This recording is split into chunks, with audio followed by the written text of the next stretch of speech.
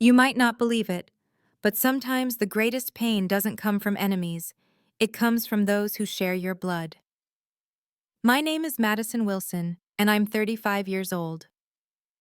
The story I'm about to tell you begins in a small town in Ohio, where I learned that sometimes, to live true to yourself, you have to go against your entire family.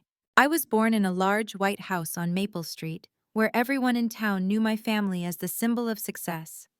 My father, Harold Wilson, founded Wilson Manufacturing, the first industrial equipment factory in Oak Ridge. He always sat in his big leather armchair in the living room like a king ruling his domain. My mother, Diane, was a typical woman of her generation, gentle, rarely defying her husband, and seldom daring to stand up for her own opinions. I have two brothers. Vincent, 3 years older, brilliant at math, groomed early by my father to be the strategic brain of the company, and Gregory, 2 years younger, charismatic and eloquent, hailed as the natural heir for his knack for building relationships. And me? I was just the middle daughter, the one my father bluntly told, "Business is for men. You should focus on finding a decent husband." Can you imagine that feeling? When you crave to be heard but get only a cold stare, as if your existence is just a miscalculation? I still remember those winter evenings when Vincent and Gregory sat around the dinner table, listening to Dad discuss contracts and branch expansions, while I was tasked with washing dishes alongside Mom. I tried to join the conversation, sharing about my science project at school or the joy of being trusted by my teacher. But Dad's response was always the same. "What do girls know about these things?" Only my Aunt Martha, my father's younger sister, gave me any recognition. She wasn't wealthy, just a nurse at the local hospital, but she looked at me differently. When I told her I loved computers, she smiled. "Don't let anyone tell you you can't do it. Intelligence doesn't care about gender." Those words were worth more to me than any gift. In high school, I found my passion in the computer lab. My math teacher, Mrs. Bennett, was the first to say I had a special talent. "Madison, the world is changing. Technology is the future. You could be the one to shape it." I still remember the day she wrote me a recommendation letter for Stanford. My heart lit up with a spark. But that spark was doused with cold water when I ran home, waving my Stanford acceptance letter. My father wasn't thrilled. He sat behind his dark wood desk, a cigar resting in the ashtray, looking at me like a judge delivering a verdict. "Stanford? In California? Ridiculous. You're going to abandon this family to chase some computer games? Where's the tuition money coming from? I'm already investing in your brother's business degrees." Trembling, I explained I'd applied for scholarships, but still needed a loan for part of the tuition, promising to pay it back. But he turned away, picking up Vincent's portfolio as a reminder. "This family has no room for pipe dreams. Machines don't feed anyone." The door closed, but that sound echoed in my chest for years. That night, Mom sat beside me on my bed. She stroked my hair, her eyes hesitant, as if she wanted to say something, then sighed. "Sweetie, sometimes women have to accept things. Don't fight your father. It'll only make you suffer." I cried silently, not for the lost money, but because even Mom had given up. But in that deep pain, I found strength.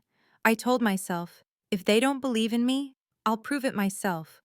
I deferred my enrollment for a year, working 3 jobs at once: mornings at a coffee shop, afternoons at a clothing store, evenings doing bookkeeping for a small office. Every meager dollar went into an envelope.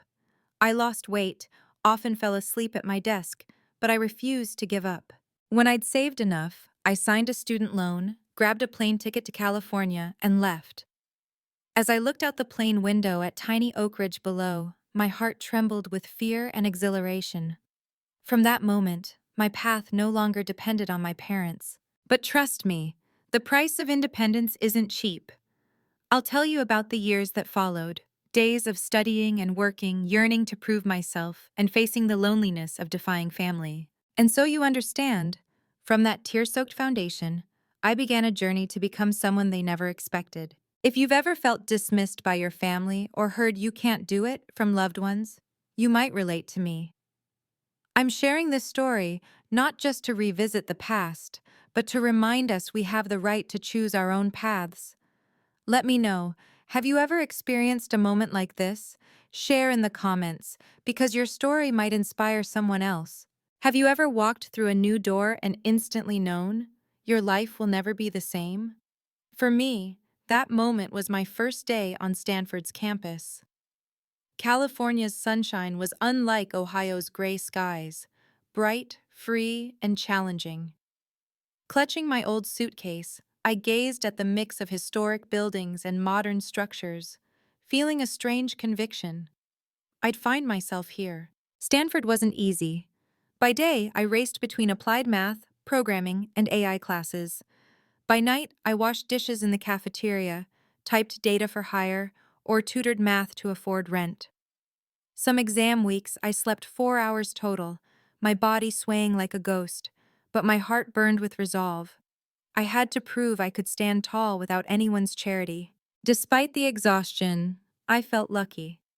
Here, I met kindred spirits, crazy dreamers who believed a few lines of code could change the world. We spent hours in the lab, debating how machine learning could help doctors diagnose faster, more accurately. At 20, that idea sounded far-fetched. To me, it was a seed that kept sprouting. I graduated with honors. While classmates chased jobs at big tech firms, I took a less traveled path, a tiny San Francisco startup with 7 people, a cramped basement office, and a salary barely covering rent and simple meals.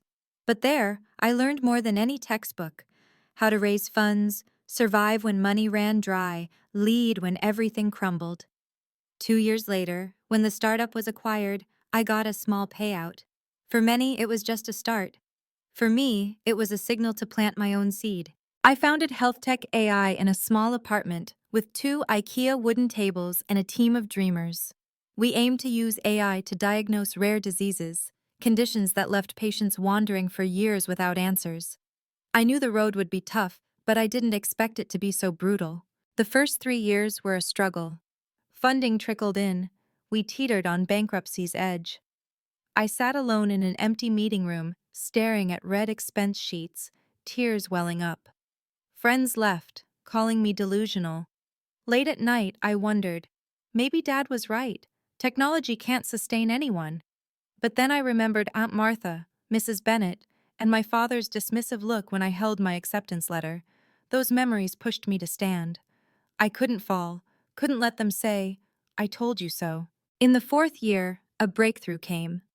Our algorithm helped a Seattle doctor diagnose a rare disease in a 6-year-old girl after months of dead ends. When I heard she was treated in time, I cried like a child. For the first time, I felt my work wasn't just lifeless code, it was human lives.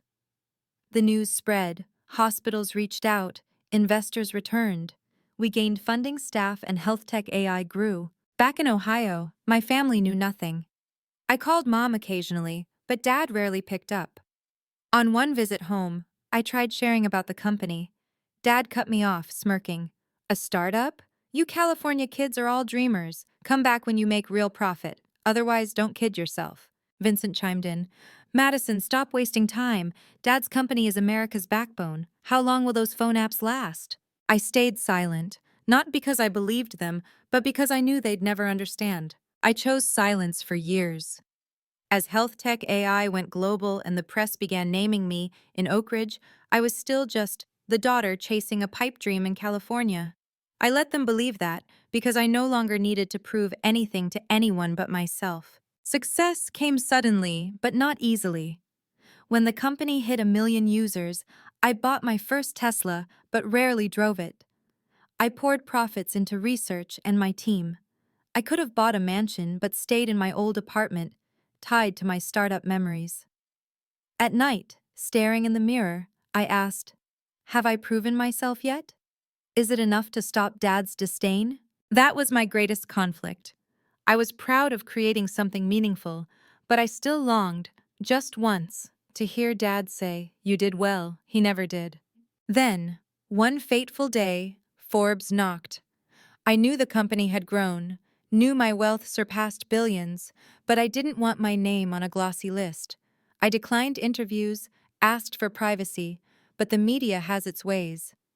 When the news broke, I felt exposed to the world. My family still didn't know. I wondered, when would this truth collide with Ohio's wall of prejudice? I didn't expect the answer to come at a Christmas dinner. If my story has kept you engaged so far, leave a comment with a Y. If it hasn't quite resonated, be brave and type N. Have you ever returned to a childhood place after years away and realized the memories remain, but the people have changed? That Christmas Eve, after 7 years of near total estrangement, I returned to the old Ohio house with a heart both eager and heavy. I drove a rented Toyota from the airport to Oak Ridge. The old car blended into the streets, glowing with Christmas lights, a deliberate choice over the sleek Tesla in my San Francisco garage. I didn't want to seem flashy. I wanted to appear as the old me, the girl in a worn sweater, returning for a family dinner. Turning onto Maple Street, I saw the familiar white house. The same multicolored lights lined the roof. A green wreath hung on the door, and the Christmas tree glimmered through the window. For a moment, I was the 15-year-old girl running home from school, eager for Mom's gingerbread. But stepping out of the car, the biting cold reminded me that childhood was long gone, and tonight's dinner might be the biggest confrontation of my life. Mom opened the door, hugging me tightly. Her eyes shone with relief mixed with worry. "You're home, Madison," she whispered. Her voice held joy but also fear of what might unfold. I squeezed her hand, wanting to say I wasn't here to fight. But I knew the truth was never easy in this house. Entering the living room, I saw familiar faces. Vincent and Gregory with their wives and kids. Aunt Martha chatting with someone. Uncles and cousins around the TV watching football.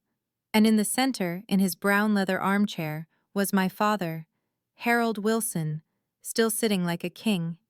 His hair was fully gray, but his posture remained rigid, his eyes scrutinizing everyone.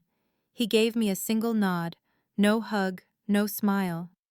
"Madison," he said, as if greeting a stranger. I responded calmly, "Hi, Dad, Merry Christmas." Vincent gave me a half hug, teasingly asking, "California treating you well? Still doing that? Computer stuff?" I smiled. "Same old." Gregory added, "It's busy here. Dad's got us swamped. The company's expanding, profits soaring." I nodded congratulations, my heart twinging with the familiar mix of their boasting and subtle disdain I'd heard all my life. Dinner unfolded in formal dining room. The long table was draped in red cloth, candles flickering, food elegantly arranged. Dad said grace, mentioning family, work, prosperity. But not me, the daughter who'd returned after 7 years.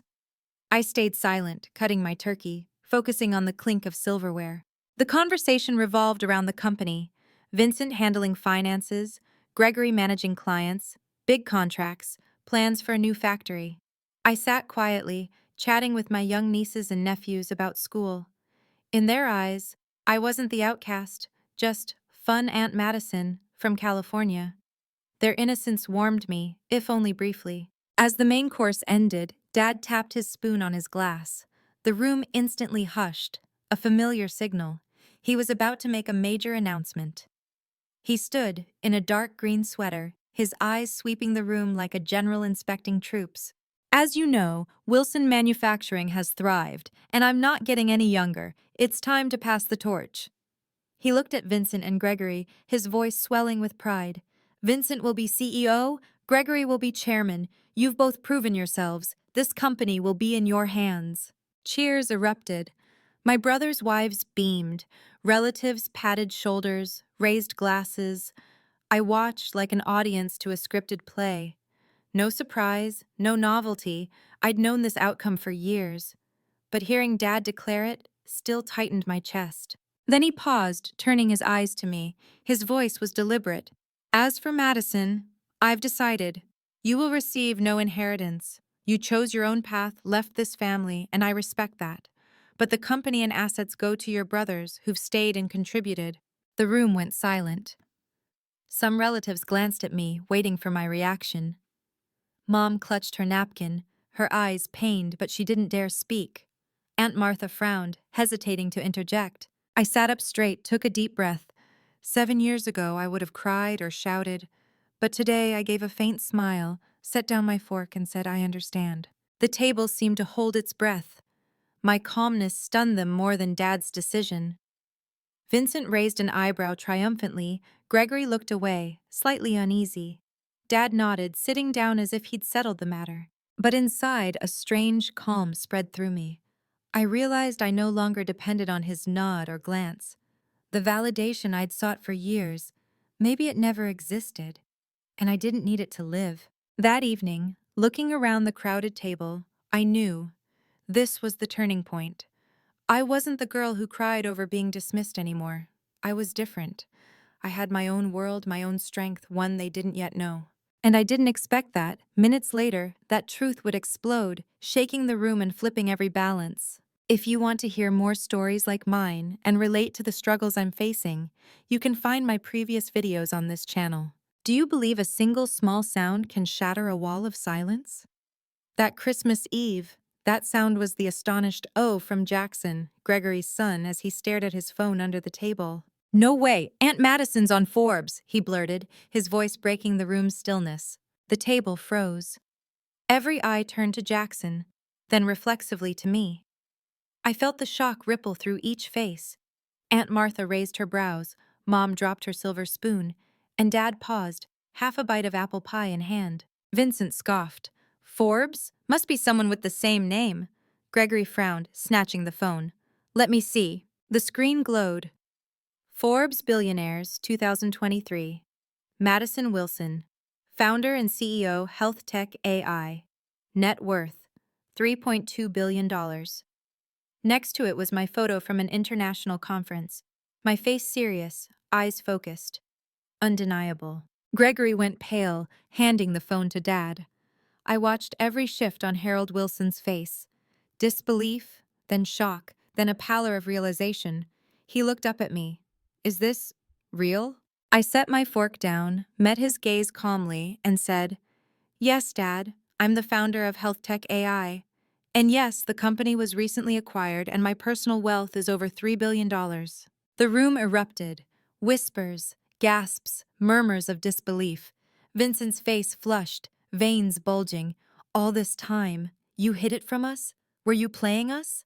Gregory's eyes widened, his mouth moving soundlessly. I took a deep breath, feeling my heartbeat pound. Years of being dismissed, belittled. Now the truth spoke for me. But I didn't want this moment to be revenge. I wanted them to understand. I was never worthless, and my work meant more than their old scorn. "Why didn't you tell us?" Gregory finally asked, his voice a mix of anger and confusion. I looked at him steadily. "Because I wanted to be seen for who I am, not numbers in an account. I was used to being dismissed, so I chose silence. I didn't need validation then. I needed to prove it to myself." Mom sobbed, tears brimming. You've done extraordinary things, Madison," she whispered, her voice trembling with regret and pride. Dad, the ever-unyielding man, stayed silent longer than usual. His eyes bored into me, but the familiar disdain was gone, replaced by confusion. I saw regret in them. Vincent wouldn't let go. "So you're a billionaire. Big deal. Money doesn't prove real value.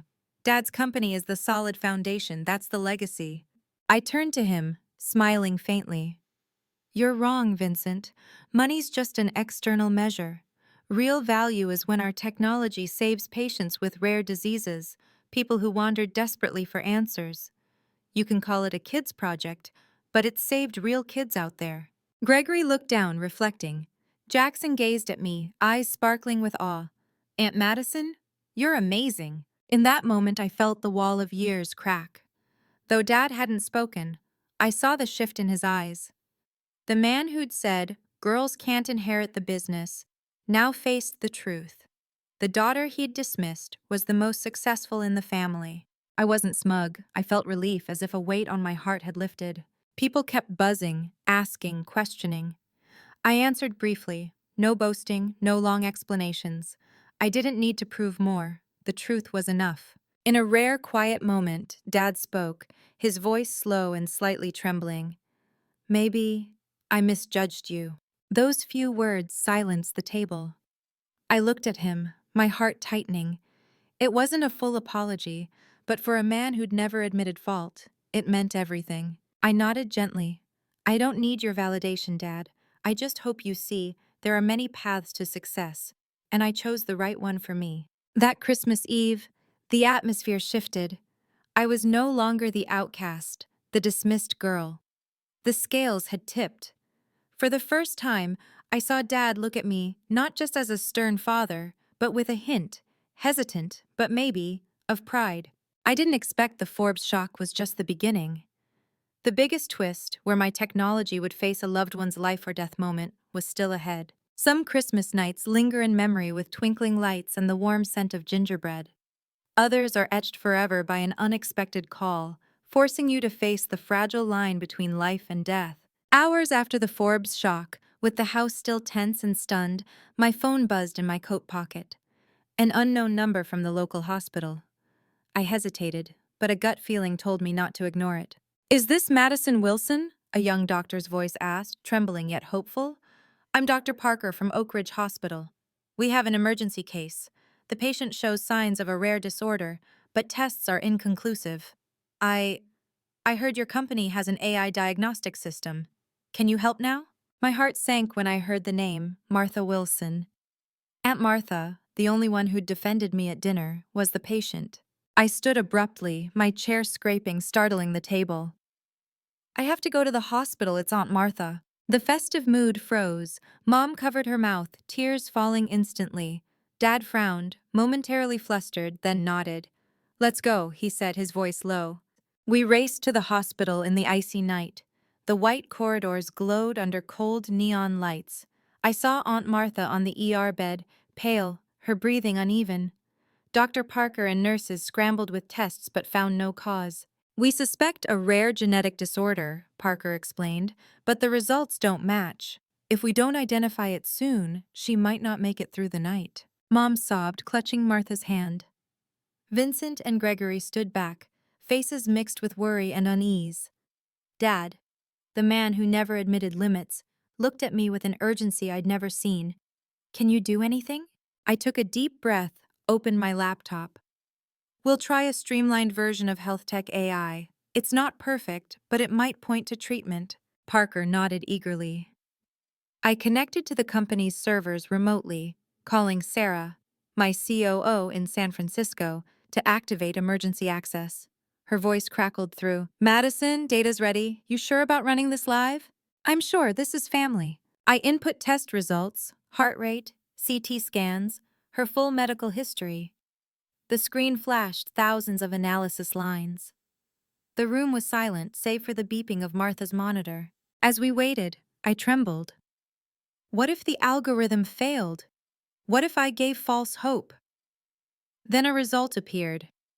Ehlers type 4, rare blood syndrome, a condition affecting 1 in 100,000. The system suggested a vascular stabilizing drug and urgent surgery to prevent complications.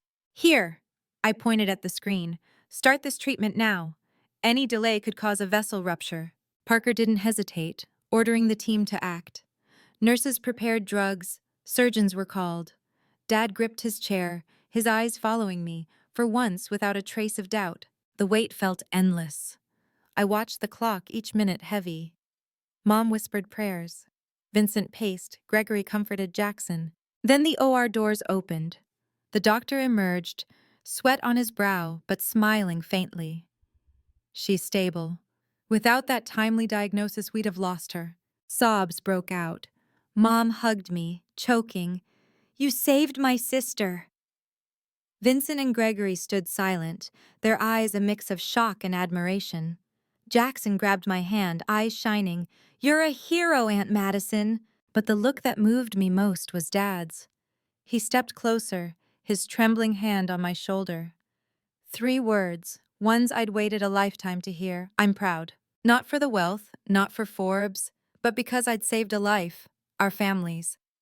For the first time, I saw genuine respect in his eyes. When Martha was moved to recovery, we gathered in the waiting room.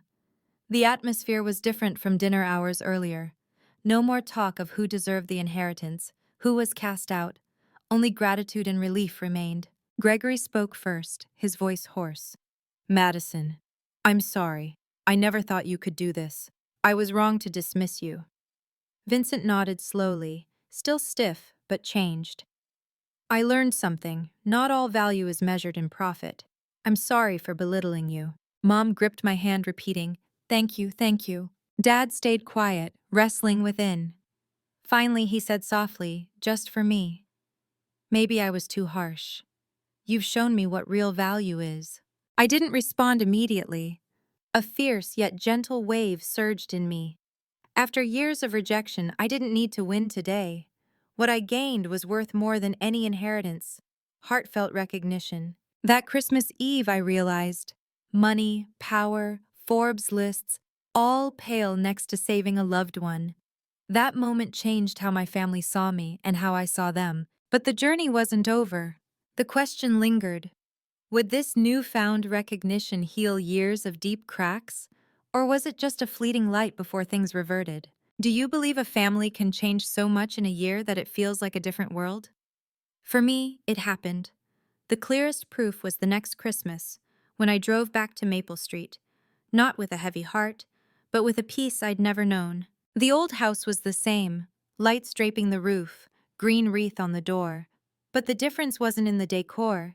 It was in how I felt stepping onto the porch. Last year I entered as a stranger. This year, I returned as an essential part. Mom opened the door, hugging me tightly. Her eyes no longer held guilt, but glowed with relief. "Everyone's waiting in the living room," she whispered. I heard in her voice not just reunion's joy, but freedom. Freedom from years of silence and endurance. Entering, I saw a scene I never imagined. Vincent and Gregory discussing finances for the Martha Fund, while Dad, Harold Wilson, sat beside Aunt Martha, carefully adjusting her scarf. A year ago, I'd watched him disown me at the dinner table. Now he patiently listened to Martha talk about patients helped by the fund. The Martha Fund was our family's new legacy. After Martha's near-death experience, saved by health tech AI, we agreed to establish a fund at Oak Ridge Hospital to support rare disease diagnostics. I handled the tech, my brothers managed finances and operations. For the first time, we weren't competing, we were collaborating. That evening, as we gathered around the table, Dad stood unexpectedly. I held my breath, recalling how his last Christmas speech cut me from the legacy. But this time, his voice was warm. "Last year, I made a grave mistake. I thought our family's greatest legacy was the manufacturing company. But the truth is, the greatest legacy is the chance to save lives. Madison showed me that. Today, I want to apologize in front of everyone. I'm sorry for not believing in you, for hurting you for years." The room hushed. I looked at Dad, his eyes misty. The man who'd never admitted fault now bowed his head publicly. My heart trembled, not with triumph, but because I finally felt I had a father. Mom stood, her voice breaking. "Madison, I'm sorry too. I stayed silent too long. I thought supporting your father kept the peace. But I left you to suffer alone. Every time he dismissed you, my heart broke. But I wasn't brave enough to speak. Today, I want you to know, I've always been proud of you, even when I couldn't say it." Tears spilled. I stood, hugged Mom, then turned to Dad. "I forgive you both. I learned to let go of resentment long ago. Without that, I wouldn't be here today." The mood softened, and Aunt Martha laughed lightly, breaking the tension. "Well then, let's toast to a Christmas of forgiveness and new beginnings." The table raised glasses in unison. In that moment, I felt a strange wholeness, not from wealth or Forbes, but because my family finally saw each other with respect and gratitude. In the days that followed, I joined my brothers to plan the Martha Fund's expansion. Gregory said, "I thought you just wanted to outshine us. Now I see you wanted to do good. Thank you for not abandoning us, despite how we treated you." Vincent, ever proud, nodded. "I learned not all value is profit. I'm sorry for dismissing you." I smiled, no blame, just, "What matters is we've found each other again." Walking alone with Dad one day, he said, "I can't undo the past, but I want to spend my remaining years doing right. The Martha Fund is just the start. I want the company to change too, toward technology, toward people." Hearing him, I knew this change was real, not perfect, but real, and that was enough. That Christmas night ended with children's laughter, mom's gentle gaze, my brother's sincere handshakes, and dad's belated but precious recognition. I looked around the table, my heart swelling with peace. A year ago, I'd entered this house guarded, carrying the secret of my wealth and the pain of rejection. A year later, I returned with an open heart, believing legacy isn't what we hoard, but what we leave for the community. I had my career, my wealth, but now I had something greater: family. You might wonder, have all the wounds healed? No, scars remain. But scars aren't to hide. They remind us we've lived, endured, and grown. For me, the true legacy isn't the $3 billion Forbes announced, but the Martha Fund, the smiles of saved patients, and my father's proud look, finally free of pretense. Closing this story, I realized the greatest value isn't in Forbes numbers or inherited wealth, but in daring to live your dreams and opening your heart to forgive. I endured years of dismissal and denial, but patience and resolve brought me here. Above all, I learned family can err, can hurt, but can also change when you give them a chance to see the truth with heart. If you carry wounds from family bias or silence, believe you can turn pain into strength. Don't let resentment bind you. Forgiveness is the gift that frees both sides. Thank you for listening to my story. If it touched your heart, please like, share your experience in the comments, and subscribe to join more human stories ahead. See you on the next journey.